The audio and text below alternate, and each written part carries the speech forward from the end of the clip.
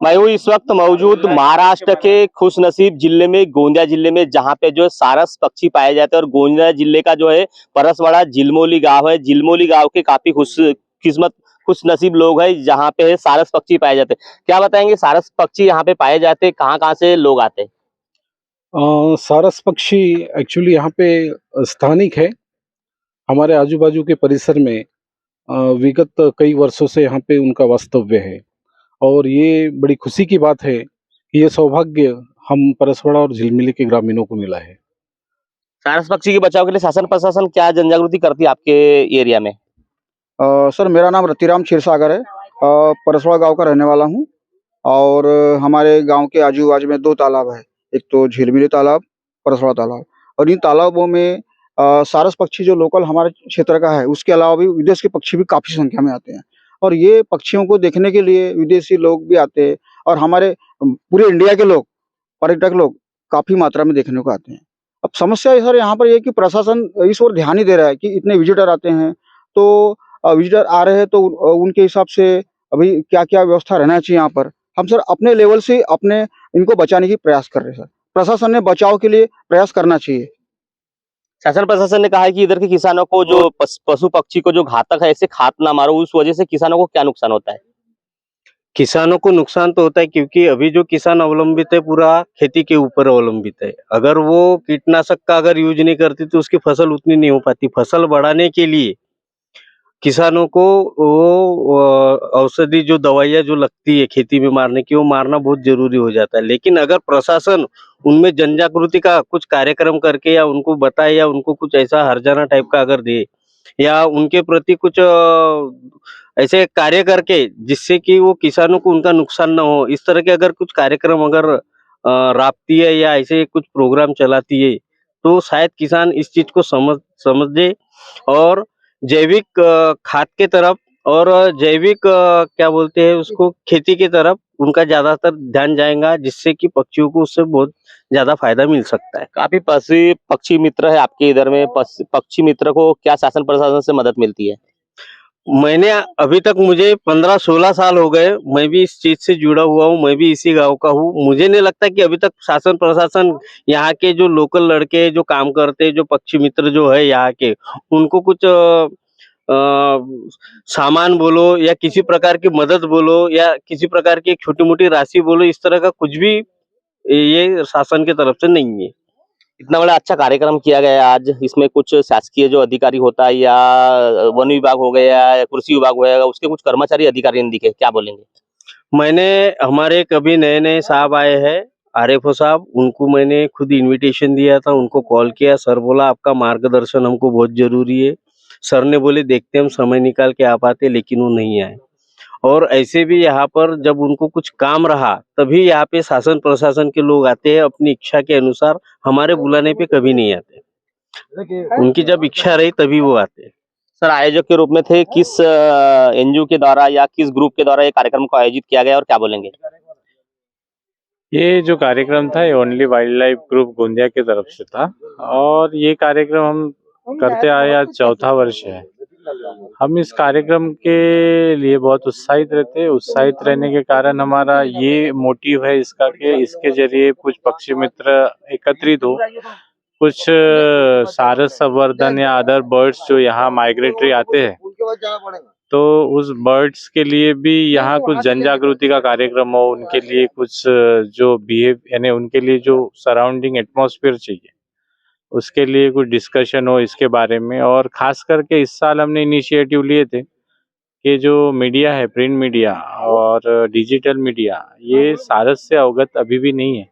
ये बहुत सारी चीज लोगों को हमने इनवाइट किया है। इनवाइट करने के बाद आप कुछ लोग प्रिंट मीडिया से आए, हमें दुख भी है कि काफी लोग नहीं आए तो उनके तक जानकारी कौन पहुंचाएगा। डिपार्टमेंट कोई ऐसा कार्यक्रम करता नहीं, एफडी डिपार्टमेंट या कोई एनजीओ ऐसा डिपार्टमेंट करती नहीं। आपने कहा कि पर्सनल लेवल पे कार्यक्रम किया गया, पर शासन प्रशासन की करोड़ों की जो निधि आती है, तो उस निधि के द्वारा जो जन जागृति क्यों नहीं की जाती, क्या बोलेंगे? शासन कैसा है? शासन को यहाँ मैंने बताया ना, शासन को क्या जरूरत है? शासन को जरूरत ये है कि यहाँ ग्राउंड लेवल पे काम किया जाए। ग्राउंड लेवल पे कोई काम नहीं होता। यहाँ एक एनजीओ करके अपॉइंटेड है, एनजीओ बोलती है कि हमारे पास 156 लड़के हैं जो रात दिन सारस को मॉनिटरिंग करते हैं। कभी कभी दिखते हैं 2 लोग 4 लोग, लेकिन इतना सारा फेंकना कि भैया हमारे पास इतने सारे लोग हैं, हम सारस के लिए ये करते वो करते हैं। ठीक है, हम लोगों ने इनिशिएटिव लेके हमारे ग्रुप के तरफ से प्रोग्राम किए। अगर आप सही से सारस के लिए आप काम करते हैं, तो अगर सारस के लिए आप काम करते हैं, तो आप इस प्रोग्राम में भी आप इनवाइट है, आपने आना चाहिए था। हमने उनके भी लोगों को ये इनविटेशन भेजे थे कि आप आइए करके ये प्रोग्राम में। लेकिन शासन और एनजीओ सिर्फ बड़े लेवल पे जाके बात करता है, ग्राउंड लेवल पे वर्क करने के लिए वो लोग तैयार नहीं है। शासन प्रशासन निधि ऐसा बोलेंगे कि कागज के ऊपर रहती है ज्यादा पर। ज्यादातर कागजों के ऊपर ही है ना। अब लाड़े जी ने आरएफओ को इनविटेशन दिए, तो आरएफओ यहाँ आने को, जबकि हम तो उनसे निधि भी नहीं मांग रहे हैं। हमने कोई निधि उन्होंने उनसे मांगा नहीं कि आप इतना कुछ दीजिए या कुछ कीजिए करके। जब हम मार्गदर्शन के लिए आपको बुला रहे हैं, तो जब मार्गदर्शन के लिए आप आ नहीं सकते, तो आप कंजर्वेशन के लिए क्या आएंगे? ये तो तथाकथित दिख रहा है कि आप लोग क्या करना चाहते, कुछ करना ही नहीं चाहते। सिर्फ आइए, वो लोग अपना पक्षी सप्ताह करते, पक्षी सप्ताह में लोगों को बुलाते कि आप आइए, फोटोग्राफी करते, दिखा देते कि पक्षी सप्ताह हो गया, लेकिन मेन कंजर्वेशन के लिए कोई काम करने तैयार नहीं है। कितने सालों का ये कार्यक्रम आप लोग कर रहे हैं? अभी तो हमारा 14 साल है। कोविड के कारण हम 2-3 साल ये लोग कर नहीं पाए, तो हम समझो कि अभी 6-7 साल हो गया ये प्रोग्राम हम लोग कर रहे हैं। इस तरह के कार्यक्रम आगे भविष्य में होते रहेंगे? कंटिन्यू करेंगे हम लोग। हम तो और चाहेंगे कि अभी और आगे का जो रहेगा प्रोग्राम, उसमें और मैं मीडिया को इनवाइट करूंगा। ये प्रोग्राम थोड़ा सा असफल मीडिया के कारण हुआ हमारा, लेकिन हम और इनविटेशन भेजेंगे मीडिया को कि आप आइए। मीडिया को तत्पर कराना जरूरी है कि सारस क्या है, माइग्रेटरी बर्ड क्या है, कितने माइग्रेटरी बर्ड्स है, उनके नाम क्या है, वो दिखते कैसे। हम तो चाहते हैं कि सारी माहिती लोगों तक पहुंचे। यहाँ गोंदिया में लोगों को सिर्फ मालूम है सारस ही है। यहाँ कई देशों से पक्षी आए हुए हैं, झिलमिली लेक पे, परसवाड़ा लेक पे। उससे लोग अनभिज्ञ है, यहाँ के स्कूलों के बच्चे अनभिज्ञ है कि एक्चुअली यहाँ कितनी बड़ी धरोहर पाई जाती है करके। शासन प्रशासन अगर मदद मिलती तो काफी बड़े लेवल पे कार्यक्रम होता और काफी तरह सारस की जनजागृति होती है, ऐसा लगता है। हाँ बिल्कुल। हम लोग ऑलरेडी जिला जो लास्ट सब कलेक्टर थे उन्होंने इनवाइट किए थे हमारे को, तो हम गए थे वहाँ। हमने वहाँ का बिहेवियर देखा। उन लोगों को सिर्फ फोटोग्राफी और इतने से मतलब है कि हमने फलाना प्रोग्राम किए हैं। ग्राउंड लेवल पे उनका कोई प्रोग्राम करने की मानदिशा है नहीं, और मैंने देखा भी नहीं कि यहाँ ग्राउंड लेवल पे कोई आने वाला या करने वाला। एनजीओ है, एनजीओ के पास पैसा आता है, वो लोग क्या यूज करते हमें तो आज तक दिखा नहीं। हम जब भी उठा के देखते, हर साल एक ना एक कोई सारस मरा पाता है, और सारस मरने का कारण बोलते हैं कि ठीक है इलेक्ट्रिक डिपार्टमेंट की इससे, या वायर है इससे हुआ है। लेकिन मुझे तो आज तक कोई रिपोर्ट ऐसी मिली नहीं कि कोई पेपर में दिया हो कि इस टाइम पे लाइट ट्रिप हुई और इस टाइम पे सारस डेड हुआ है करके। तो जब आप एक सारस को संभाल नहीं पाते, तो फिर आपका एनजीओ किस काम का है, और आपके जो फॉरेस्ट डिपार्टमेंट है वो किस काम का है। यहाँ तो 1-2 बिडगार्ड अपॉइंट होना चाहिए कि जो सारस की देखभाल करे, सारस किस व्यवस्था में है, सारस कहाँ है, उनकी गिनती कितनी है, वो करने के लिए। यहाँ एक सर्वे होता है साल में एक बार के इतने सारस है, ठीक है, लेकिन आप भी देखिए कि मॉर्निंग में सिर्फ 2 सारस यहाँ थे। तो आप काउंटेबिलिटी अगर देंगे पेपर में कि इतने जगह इतने सारस है, लेकिन रियलिटी में आपको लोगों को दिखाना जरूरी है कि सारस इतने अपने यहाँ पाए जाते हैं और इतनी इतनी संख्या है।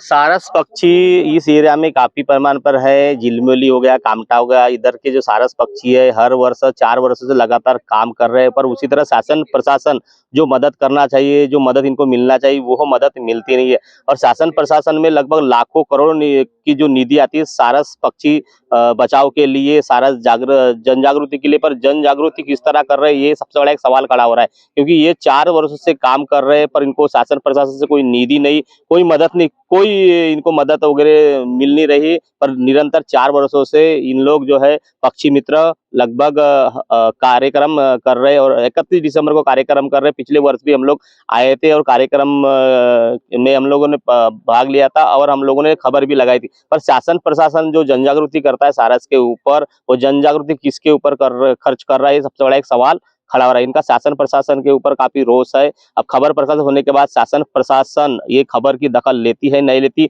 और जिस तरह जन जागृति करना चाहिए, सारस पक्षी जो है इधर को ये मानधन के लिए भी बोल रहे हैं कि मानधन मिलना चाहिए, मानधन मिलता है नहीं मिलता है देखने वाली बात होगी। पहन लीलारे, न्यूज प्रभात मीडिया गोंदिया।